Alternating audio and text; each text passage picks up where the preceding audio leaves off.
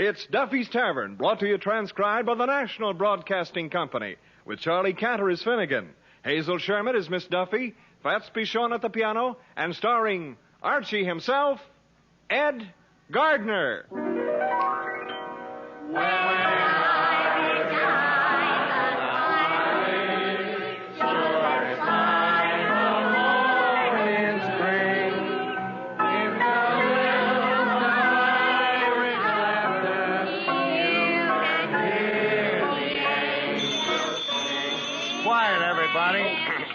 Hello, Duffy's Tavern, where the elite meet to eat. Archie the Manager speaking. Duffy ain't here. Oh, hello, Duffy. What'd you get for Christmas? Drunk, huh? Well, how do you feel? A pink elephant just walked into the room? Duffy, take another look. That's what I thought. Just Mrs. Duffy in a nightgown.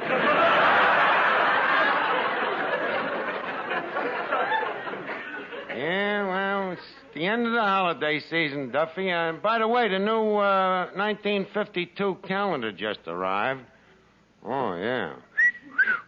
Some pictures on it. You ought to see January. Real hot-looking blonde, you know, wearing one of them skimpy ski suits. What a pair of skis. Huh? February? Let me see. February's even better. She's peeled off her coat. Let's see here. Holy cat. March. Her hat's gone and her skis have disappeared. I just can't wait to see what happens in April. A Boy Scout rubbing two sticks together.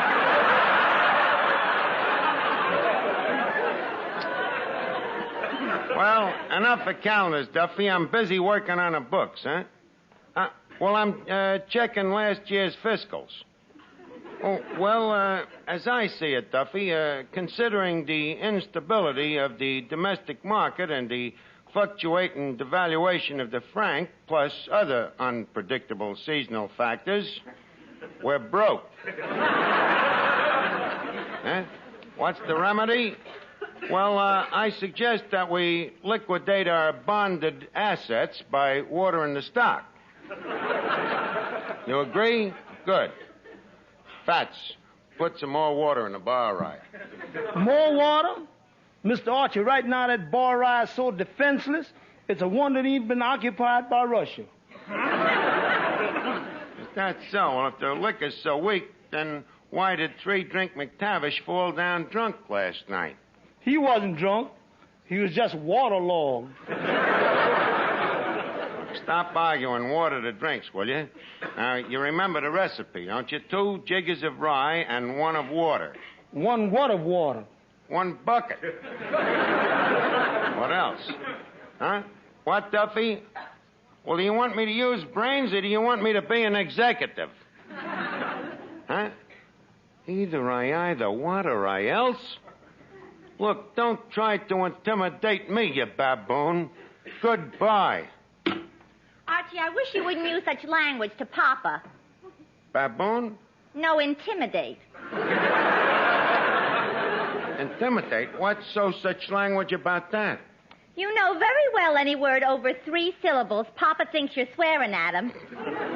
Oh, yeah? Well, in the future, I'll keep it down to 2 syllables. 1 for each head. The nerve of that monster. Either what or I else. When I think of what I've done to improve this place, the brains that I've used up. You heard me, brains. Oh, no? Look, who invented the idea of lowering the stools at the bar so that the customers feel small if they only order 1 drink? And who thought of the idea of sticking numbers on their backs so when they fall face down, their wives can identify them? I did, but do you ever give me 1 iota of gratitude? Huh? Who's swearing at you? Gratitude only has 3 syllables. Look, Duffy, what's the use? We despise each other. We can't stand the sight of each other. So Why don't I just quit while we're still friends? Huh? Okay, pay me the $15 salary for this week and I'm finished. Huh? Just a second. Miss Duffy wants to talk to you. Hello, Papa. Yeah, that's what I say. Good riddance. What, Papa? Oh, just a minute. Papa says, which would you rather have? A check for $15 or $14 in cash? Cheap chiseler. I want $15 and not a penny less. Hello, Papa. It didn't work. What? Yeah, Papa, that's a good idea. Archie. What? He says, will you take $12.50 and a reference? I'll take $15 and a reference. Hello, Papa. Oh, you heard what he said. Archie. Yeah? Papa says he's very fond of you. Uh-huh. And he'd like to help you get more money on your next job. Uh-huh. So he says if you'd be willing to settle for $10, he'll say in the reference he was paying you $20. Give me that phone. Duffy, ain't you ashamed of yourself? After 11 long years of sweating me nose to the grindstone for you, how can you do a thing like this? You're the kind of a guy that'd try to squeeze blood out of a tulip. Huh? Okay, I'll put it back on. Hello, Papa. What? You've changed your mind? He has it coming to him. All right, Papa, I'll tell him. Papa says go ahead and sue. And that's just what I'm going to do. Fats, remind me to contact me lawyers. Flyshacker, Bushwhacker, Millstone, and Briggs. Just as soon as I get back from Honolulu. As soon as you get back from Honolulu? Yeah. How you planning to go to Honolulu? How do you think? On a westbound halibut? No, I ain't going on no westbound halibut. I'm going on the SS Lurline on A deck. On A deck? Yeah. Can't afford a stateroom, huh?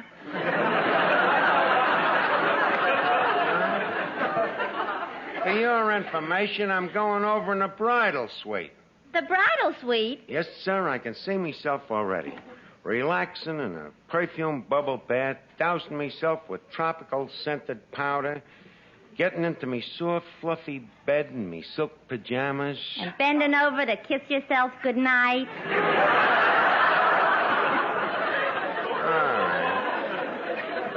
Doubt me, yous Thomases, but just don't be surprised when you get a postcard from Hawaii. What's that? Hawaii? That's the Polynesian pronunciation, you know. The E's is always pronounced twice. I see, E.E.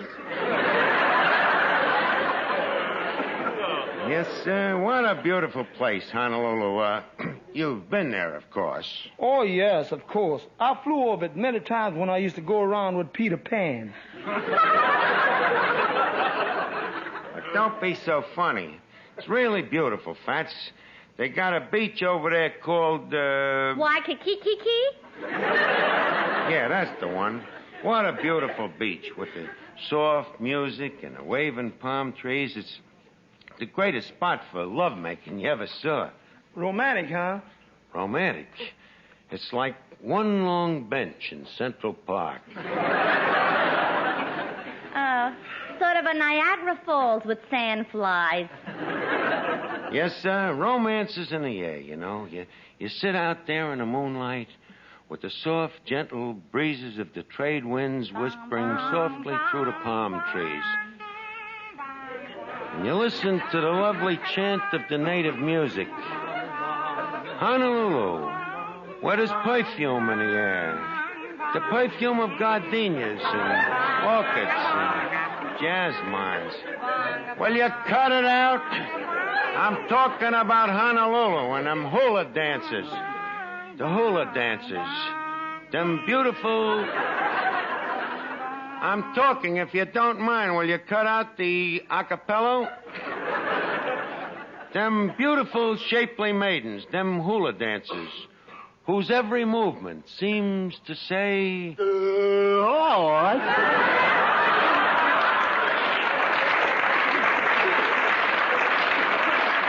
Hello, Finnegan. Look, hey, do you have to open your big mouth just when I'm surrounded by a bunch of beautiful hula dancers? Oh, sorry, Arch. I'll drop back later when you're alone. Well, girls, nice to meet you. Girls, look, Finnegan, the hula dancers have disappeared. Oh, they disappeared? Yeah. How much of a check did they clip you for? Finnegan, stand still a minute. Huh? Okay. Now shake your head. Okay. Feel better? I can't tell till the rattling dies down. Yeah, that seems to have done the trick. Well, good. The bells sound much clearer now. Fine. Oh, yeah, them round, pear-shaped, golden tones. Yeah. Now, as I was saying, there I am in me suite at the Royal Hawaiian, surrounded by 12 beautiful hula dancers. And the way I'm throwing me money around, they think I'm King Kamula Mula. Say, Arch. Yeah? You sure you ain't hearing any bells? Finnegan, don't be ridiculous. You see, Finnegan, you're a little different from the rest of us, and... As I said, you're different from the rest of us. Finnegan, did you hear anything then? No. Maybe you better shake your head. Look, Finnegan, enough of this conversation. Quick, your surfboard, it went that away. Oh, hey, wait for me, fellas. Oh, wicky, wicky, whoopee. Archie, what's all this nonsense about Honolulu? Where are you going to get the money for a trip like that? Who said anything about money? I get the trip free. For what? For winning the contest. What contest? The slogan contest, of course. You mean you wrote a slogan, and if the slogan wins a prize, you get a trip to Honolulu? That's right. I didn't realize that. I better go pack your ukulele. Archie, what do you know about writing slogans? What did Grandma Moses know about oil painting? Nothing, yet it didn't stop her from painting the Mona Lisa. Say, Arch, is that the slogan you're counting on to win the trip to Honolulu? Well, no, the Hawaiian slogan's different, you see. The Honolulu contest is one of them kind where they announce the winner on the radio, sort of. To win it, you have to tell why you like Honolulu. Now, listen while I read you me prize-winning slogan.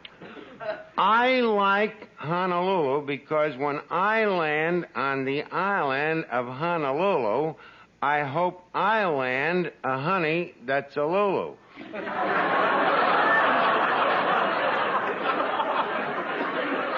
It's terrible. I think it's beautiful. You see what I mean? Well, at least Clifton understands me genius. Yeah, Arch. I like Honolulu because when I love a Lulu, I think it's an island. Arch, that is sheer genius. Regardless of whether you think so, I'm practically on my way. I almost feel that I could close my eyes, go to sleep, and when I wake up, you know where I'll be? Yeah, on a couch in a psychiatrist's office. Oh, everybody around here is so jealous. Fats, play a little Hawaiian music to put me in the mood, will you?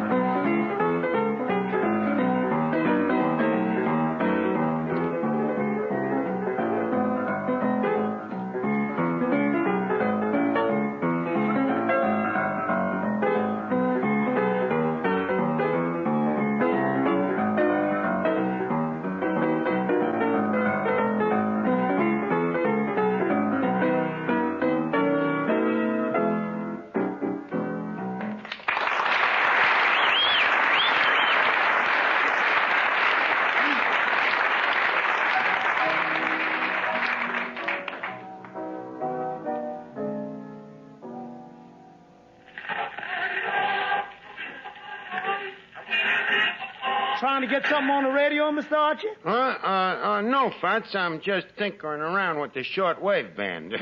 I'm kind of an amateur ham, you know.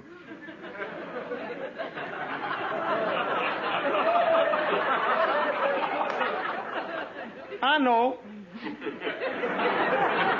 I resent the tone of your inference. Now, don't bother me. I want to listen to this radio here now. Good evening, Fats. Good evening, Miss Duffy. Oh, good evening, Officer Clancy. Say, now tell me, where's Archie? He's over there listening to the radio. Say, now that reminds me, I better go home and listen to my own radio. You know, tonight's the big night on NBC. They're announcing the winners of that kiddie slogan contest. The kiddies slogan contest? That's right, Fats. And do you know that the first prize is a free trip to Honolulu? Oh, no. It just couldn't be. Yes, sirree. You know, the contest is only for children under 13 years of age.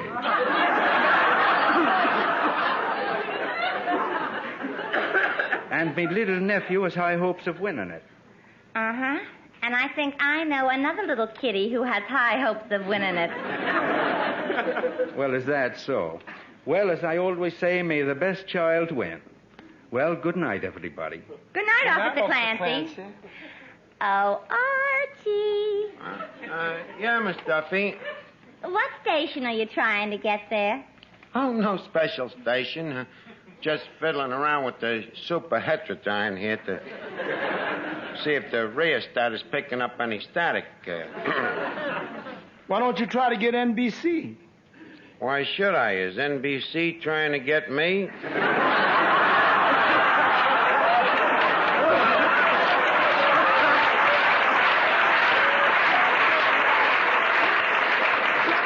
No, I'd just as soon prefer to get some other station temporarily. Leave us see what's on number 1310 here.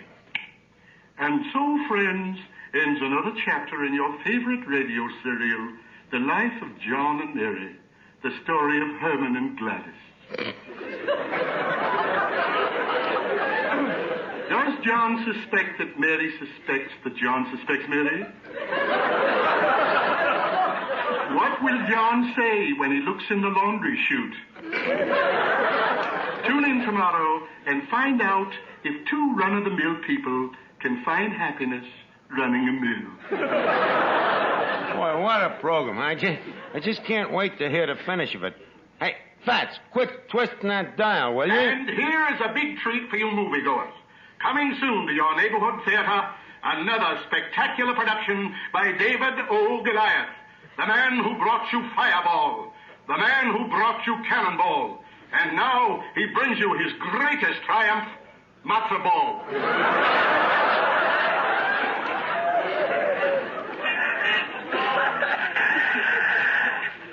Hello, little kiddies of Radio Land. This is your Uncle Rodney. Miss Duffy, leave go of the radio. That's NBC. And guess what a great big treat your Uncle Rodney has in store for you tonight. That's right. Tonight we're going to announce the winner of our Honolulu Slogan Contest, sponsored by Itsy Bitsies, makers of giant Itsy Bitsies and Itsy Bitsies. Remember the name? Itsy Bitsies, the cereal that's shot from howitzers. And here's what you've all been waiting for, kiddies. The result of the slogan contest. Fats and Miss Duffy, go over there to the other side of the room and turn off that jukebox, huh? The jukebox ain't playing. Well, turn it off anyhow. It's liable to start playing any minute. And the winner of the first prize is young Master Archie, age 13. Master Archie. What a coincidence. The kid's got the same name as me. Yes, that's the winner, kiddies. Young Master Archie of 222 1/2 3rd Avenue. What a coincidence. The kid's got the same address, too. According to the rules of the contest, our young winner must answer the telephone when I call. So, certainly hope that little Master Archie is standing by waiting for my call. Does little Junior want Mommy to hold him up to the telephone? Look, there could be two Archies, you know. I wonder whoever that could be. Answer it, will you, Miss Duffy? Hello? Yeah, he's here. Who is it? It ain't Aunt Jemima. Hello, Uncle Rodney. Yeah, this is Master Archie. Well, thank you, Uncle Rodney. That's just super. Huh? When are you going to send me the ticket? Huh? You're going to bring it down personally. But jeepers, Uncle Rodney, couldn't you just mail it, gee willikers? What's the matter, Junior? Is your Buster Brown collar choking you? Shut up. No, not you, Uncle Rodney. That was me grandma talking. Well, look, Uncle Rodney, the doctor says I got a bad case of mumps. And I hate like the jeepers to have you catch it. Couldn't you just mail a prize? Oh, you want to see what I look like? Well, I hope I won't disappoint you, Uncle. You know how mumps age you, gentlemen. Okay, I'll see you later. Oh, brother, what a spot. Miss Duffy, quick, give me a drink. How about a shot of hot milk? Drop dead, will you? Fats, look, play a little music to calm me down, will you? Jeepers, yes.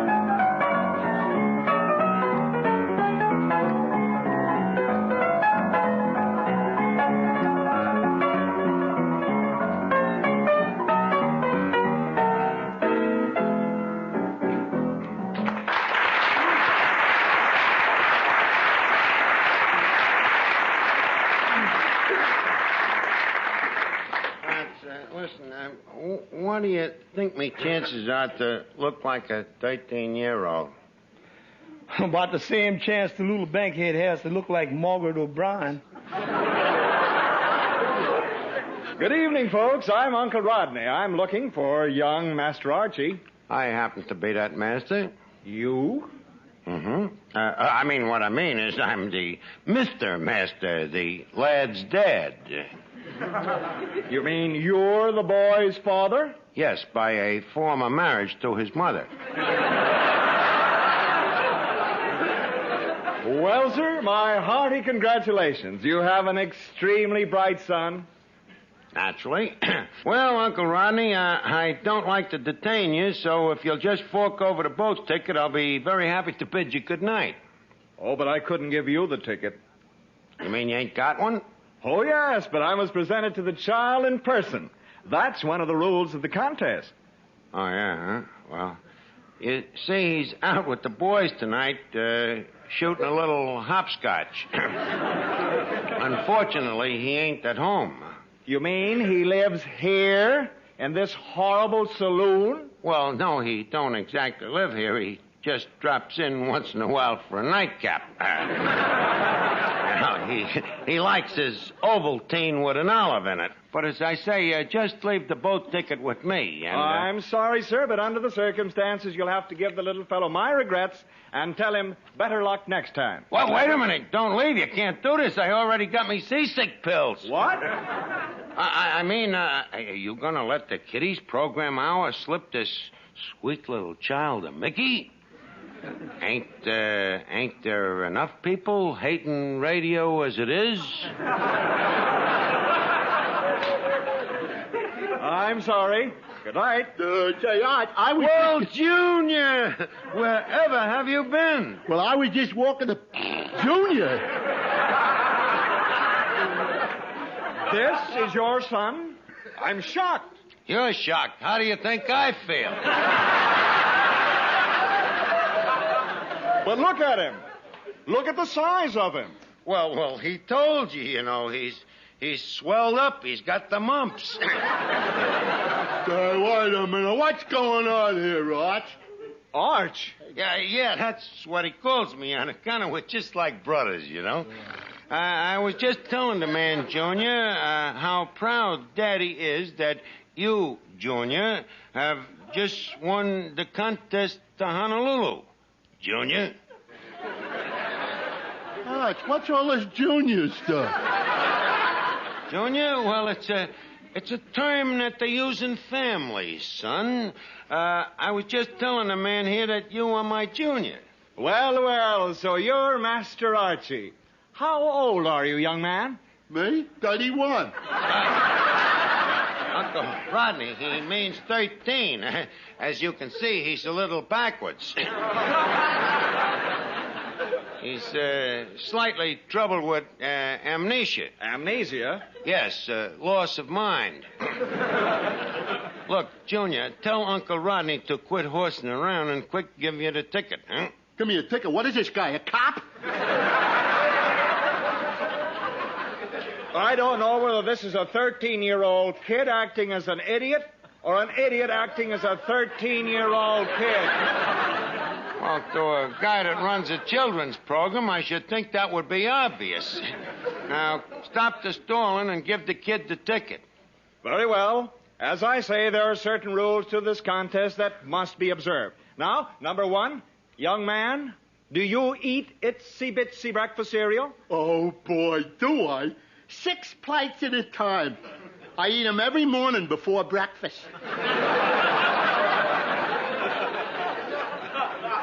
Well, why before breakfast? Well, I'm hungrier then.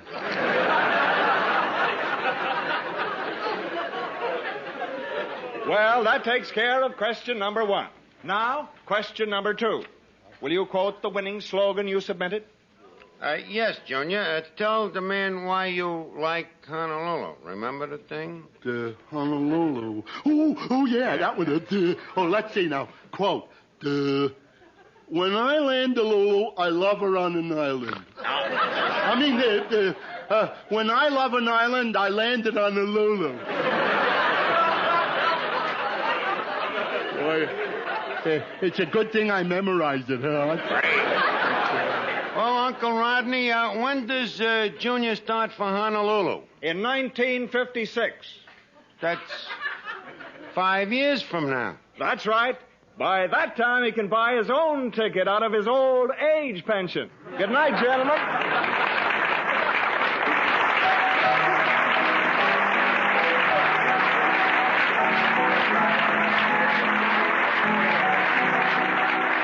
Duffy's Tavern, transcribed on NBC, is produced by Edward F. Gardner and written by Larry Ryan.